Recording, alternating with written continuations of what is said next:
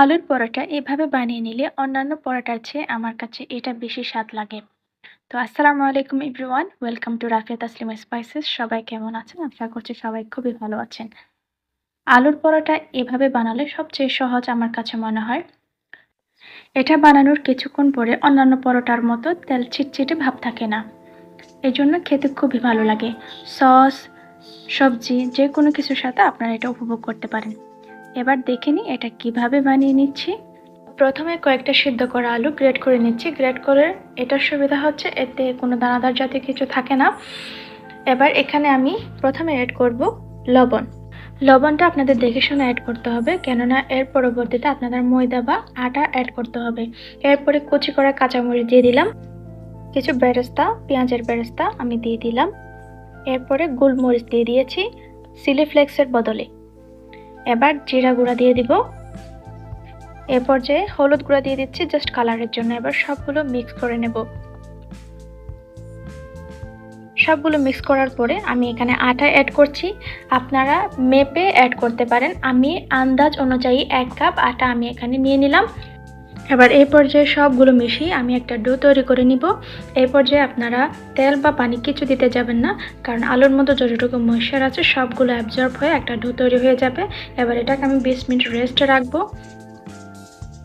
ফিরে আসলাম 20 মিনিট পর। সুন্দরভাবে ডোটা সেট হয়ে গেছে। এবার এটা আরেকটু মতে নিয়ে লেচি কেটে নেব।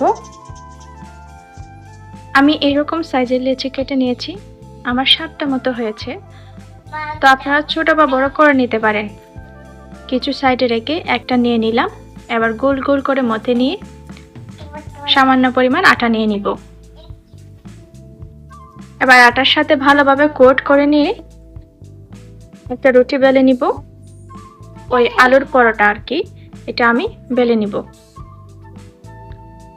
বেলার সময় আপনারা বেশি চাপ দিতে যাবেন না, বেশি চাপ দিলে হচ্ছে কি এটা নিচে লেগে গিয়ে ছিঁড়ে যাবে।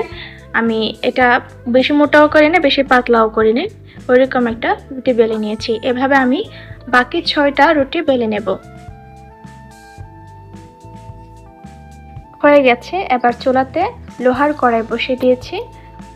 এবার পরোটাগুলো ছেঁকে নেব। প্রথমে এক পাশ হয়ে আসলে অপর পাশ আমি উল্টিয়ে দেব। অপর পাশও হয়ে গেলে এবার একটু তেল দিয়ে দিব। আপনারা ঘি দিয়েও ভেজে নিতে পারেন। তেল দেওয়ার পরে আবার পরোটাটা দিয়ে উল্টে পাল্টে সুন্দরভাবে এটা ভেজে নেব আমি। আপনাদের কাছে যদি ঘি অ্যাভেলেবল থাকে তাহলে আপনারা ঘি দিয়ে ভেজে নেওয়ার চেষ্টা করবেন। এক্ষেত্রে যেমন সুঘ্রাণ ছড়াবে, তেমনি খেতেও খুবই ভালো লাগবে। খুব ভালো মতো উল্টে পাল্টে সুন্দরভাবে কুক করে ভেজে তুলে নিতে হবে। আমি একটা পরোটা করে নিলাম। এভাবে করে আমি সবগুলো পরোটা ভেজে নেব। তো হয়ে গেল, আমি সবগুলো পরোটা ভেজে নিয়েছি।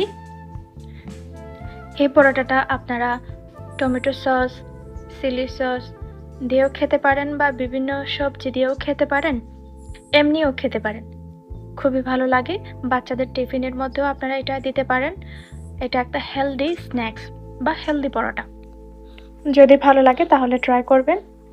ভালো লাগলে লাইক, শেয়ার আর কমেন্ট করবেন, এতে আমার কাজ করার উৎসাহ বাড়ে। যদি ইউটিউব থেকে দেখে থাকেন তাহলে সাবস্ক্রাইব করে নোটিফিকেশন বেল অন করে রাখবেন। আর যদি ফেসবুক থেকে দেখে থাকেন তাহলে অবশ্যই ফলো দিয়ে রাখবেন। তো আজ এ পর্যন্ত, ফিরে আসবো অন্য কোনো রেসিপি নিয়ে। ভালো থাকবেন সবাই। আল্লাহ হাফেজ।